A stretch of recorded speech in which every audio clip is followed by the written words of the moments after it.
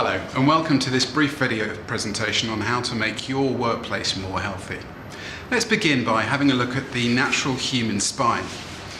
If we have a look at the curvature in the spine, we can see two naturally occurring curves which form an S shape in the human spine, the upper curve and the lower curve, which is called lordosis. This is really important for the structure of the body and the circulation for optimal flow rates.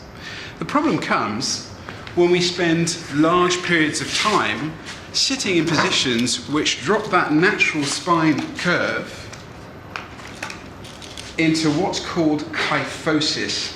And this additional strain here puts pressure on the spinal system and also compresses the internal organs and reduces lung function, which isn't a great thing. And by the way, whilst we're sitting there for those long periods of time, our circulation tends to slow down, our metabolism rate slows down, and also this kyphosis means that we're storing up problems for the future.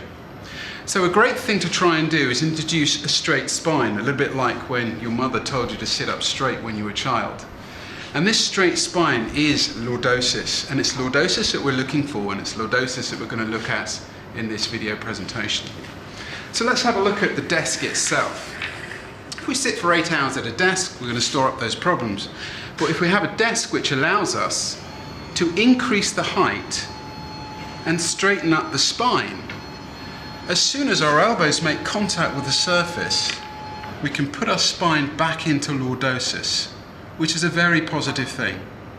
It also means that in moving up and down, the activity that's created stimulates the pancreas to release glycoproteins, which then burn fat into energy. It also stimulates the liver to stop the production or slow down the production of triglycerides, which store fat in the blood. So the two things working together and the activity mean that we're actually much more likely to be healthy long term. So elbows making contact with the desk, spine going back into lordosis, but sometimes, of course, it's necessary to sit at a desk. So the desk can go down. And by the way, the Australian Heart Foundation found that this activity or this possibility in a table meant that users were 20% less likely to be sedentary during the day. That's a hugely positive effect. This chair, which happens to be called lordosis, or the Lordo chair, interestingly, has a couple of benefits which will help you with that. Now, it's a tricky one to see, so I'll do it slowly. If I sit back in the chair in the upright position, as I lean forward and go into kyphosis, a normal chair will just let me do that. But this particular chair, the Lordo chair, has a switch on it, which means I can go forward and then it will lean forward, trying to introduce more lordosis in my spine. That, coupled with a couple of special features. Firstly, it has this pivoting lumbar support, which is quite useful because it means that it's trying to nest that curve in my spine and maintain it. And also it happens to have a really nice set of lycra-based fabrics around a contactless frame. So when I sit in that chair, it's almost like I'm sitting against air, which makes it really comfortable. Whilst you're sitting in your chair, and try and reduce how much you sit in your chair as much as possible, and by the way, studies by NASA show that you should try and stand up around about 16 times a day at least, and the activity of standing up creates enough activity to stimulate the body into a more healthy position. But whilst you are sitting, a couple of rules. Try and make sure that your heels make contact with the floor. That's to reduce the amount of strain at the back of the thighs and the compression in the capillaries at the back of the thighs. Try and ensure that your knees, by using a height adjuster, are around about 90 degrees or slightly higher to increase the amount of blood flow and return into the legs. It's a good idea to have a chair that allows you to move as much as possible. This is a synchronous mechanism, which means that it has a 2-to-1 ratio, so for every 2 movements in a backrest, the seat's moving once as well, which means it's following the natural angles between my ankles, my knees and my hips, creating a very, very comfortable seating movement. Arms are an option very often. If arms are used, it's a good idea to make sure, again, just like with the table, that the elbows make contact with the armrest. In doing so, the weight of your arm, around about 7% of your body weight, is taken through the frame of the chair, rather than through the shoulder, adding to the strain that you may feel during the day. Not only that, if you choose to use your arms, when the table's set to the correct height, you can try and keep your wrists in a neutral position. And that just means that you're not leaving the wrists on the hard surface on the table. The reason being, this soft fleshy part of our body was designed to hang next to our body whilst we stand and move. But when we sit down and expose that soft fleshy part of the body to a hard surface, we can get contact strain, which can cause problems with the wrist. So to alleviate that, it's a good idea to try and keep the wrists in a neutral position when using a keyboard.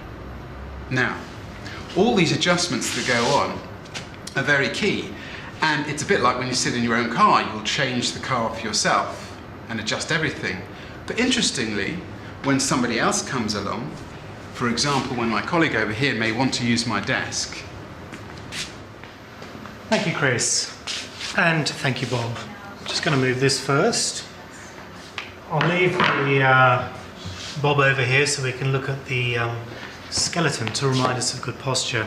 I have another friend who I'm going to bring in called Head, and I'll just sit Head down here for a moment.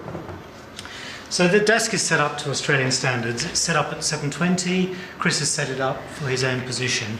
What I need to do is get myself comfortable.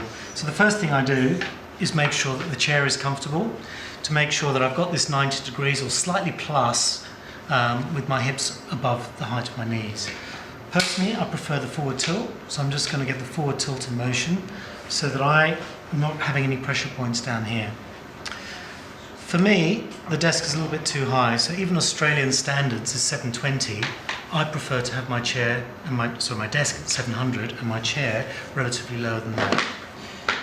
What I can also do is have the arms at the same height as the desktop, so I can use the keyboard. So I'm pretty much ready to go. The seat depth is a little bit deep, so I'll just reduce that. There you go, I'm a little bit shorter than Chris. Now, as far as the monitor is concerned, the monitor I need to be looking basically at the horizon. At the moment, or previously, it was just a little bit low. By having it higher, what I'm doing is I'm straightening up my neck, and by straightening up my neck, I'm improving my lordosis. So now I'm looking what might look a little bit high, but it's actually a better position for you. And ergonomics is all about well-being and positioning things better. The reason we have it high is if I get my little friend Head over here, this might be a little bit difficult to appreciate the 8 kilos of this head, but if that was at the top of my spine, it's being supported quite naturally in a vertical position. If I'm leaning forward, effectively the 8 kilos is twisting my spine right at the top in the neck, causing a lot of strain in this area, which you can see my muscles bulging away over there. Thank you, Head. Oh, it's quite heavy. So I'll put that down. I'm now looking at it. My keyboard's in a good position, my head's in a good position, and I'm now ready to work. If I'm sitting down there and I want to turn the screen to a portrait view, that's easily done. And the good thing about these particular monitor arms is that we do have the complete flexibility to move them exactly where we feel is beneficial. The height, however, I'd like it nice and high so that I'm looking basically straight through the horizon. Now, what happens when I stand up? Move my chair away.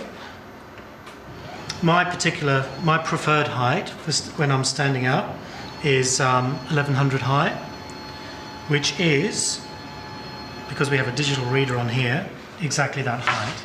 So now my relative position at the monitor is still the same, which is a benefit. Sometimes when people have got slightly shorter legs, even though you might be 5'10", you can actually have a lower torso and you might need to lower or raise the screen accordingly. So now I'm sitting with the screen, looking at the horizon again. If I want to, I can raise this right through to 1270 high.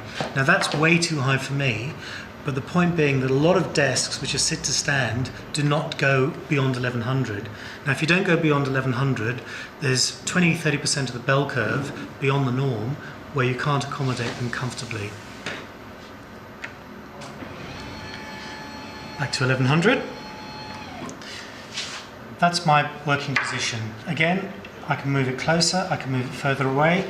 The optimum distance is about 450, but again, Australian standards talks about averages. It doesn't necessarily talk about specifics. So for me, the 450 is about right, which is about this distance here, and I'm now comfortable.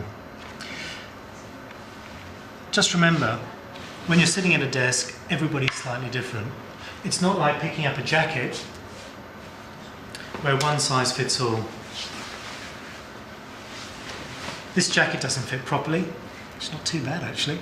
I can make the adjustments to the workstation very, very simply. I wouldn't wear somebody else's jacket. I shouldn't use somebody else's workstation settings. Thank you.